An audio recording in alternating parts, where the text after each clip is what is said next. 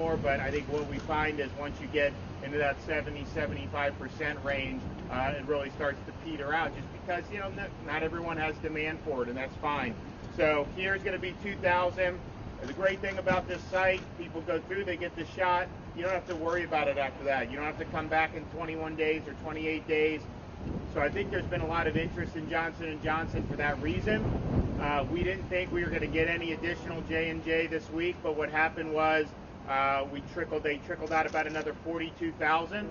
So the state is using that in a variety of ways. Obviously here, when we're doing the walk-ups, which the Department of Emergency Management did, they're actually knocking on people's doors. That's J&J. When you do the homebound seniors, that's J&J, because if you're doing that on the road, you want to get one shot and be able to get out of there. So we hope to get more Johnson & Johnson over the next couple of weeks, although right now we're not scheduled to get any more. But we weren't scheduled to get any this week, and they did trickle this out.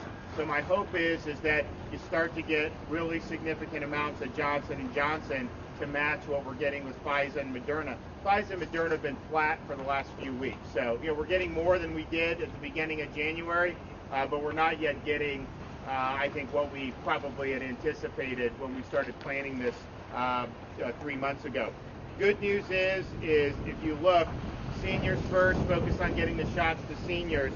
7-day rolling average for cases among seniors is down 87% from January 7th to March 21st. The 7-day rolling average for hospitalizations COVID-related for senior citizens in Florida is down 81% or 85% from February 3rd to March 21st. And it's down 92% for seniors since January 7th. Now, part of that was going into the nursing homes early, but part of that is doing the seniors first, 65 and plus. So we're really happy to have been one of the leading states in focusing on seniors first. We also have 40 other states still that rank higher than Florida in terms of per capita mortality for seniors.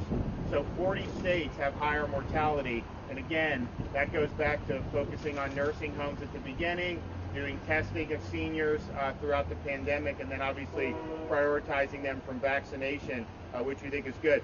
The Panhandle, most of the Panhandle counties are about 2/3 of the seniors, some of them or more, that have gotten shots. Obviously, this is open to 50 plus, but we hope there'll be remaining seniors can come here, which is really good.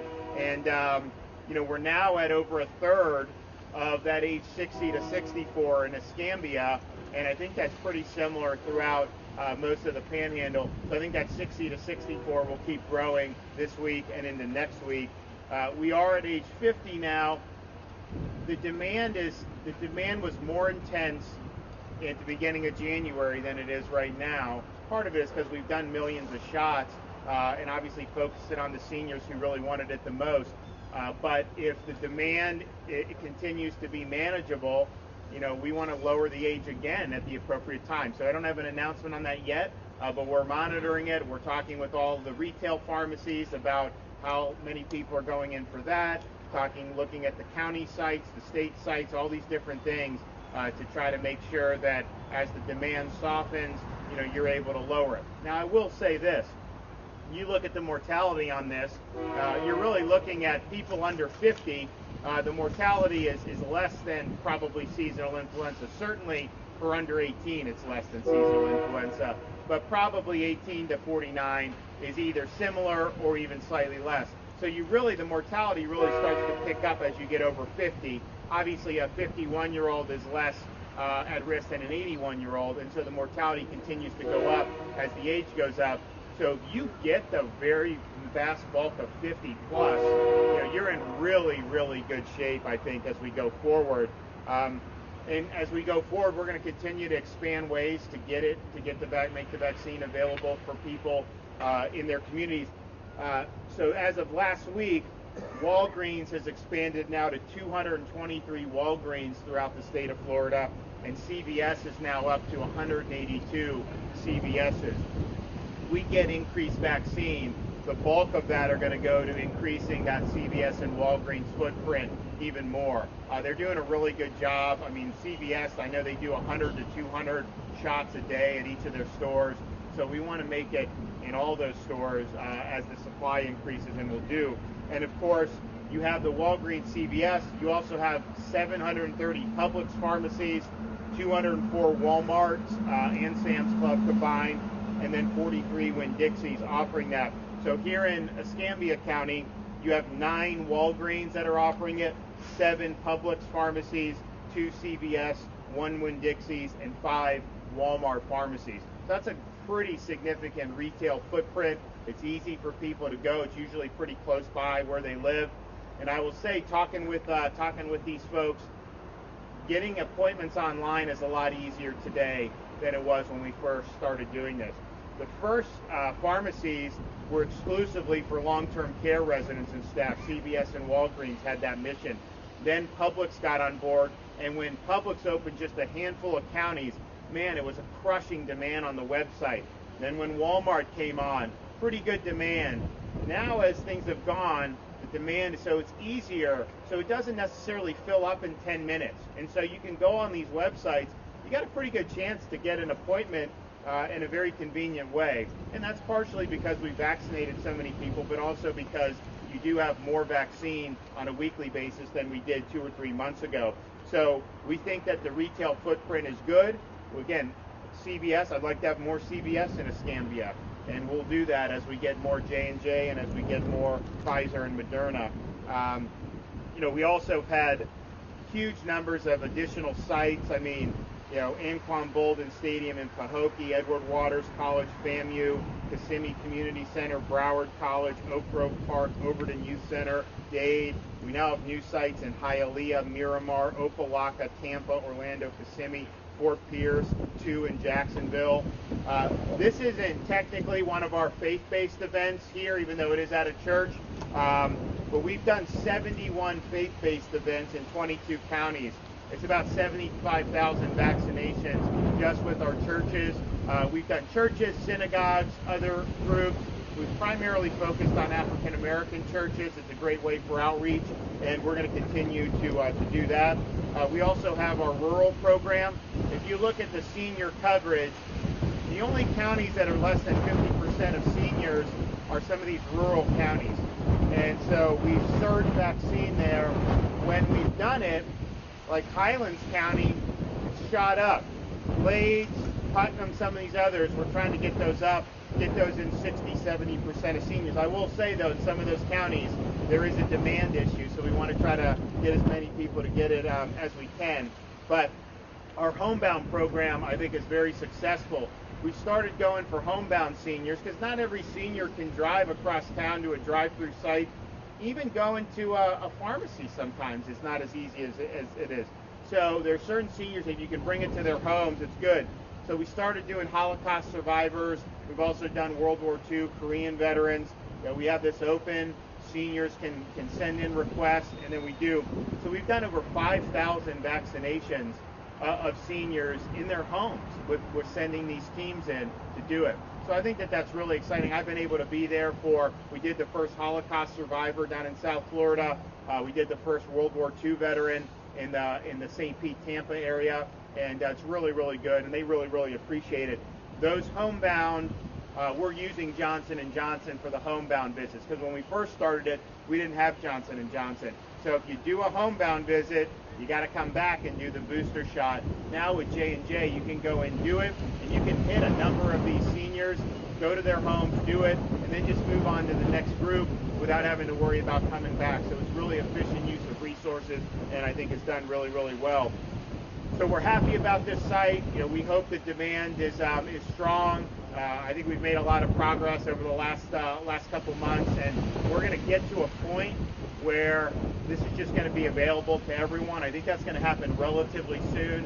But they set a date. I think the administration set a date by May 1st. They wanted it basically to be open to all adults. And I can tell you in Florida, that's going to happen way before May 1st. So stay tuned on that. We'll make sure that everyone knows that. And we just appreciate the community coming together to do this.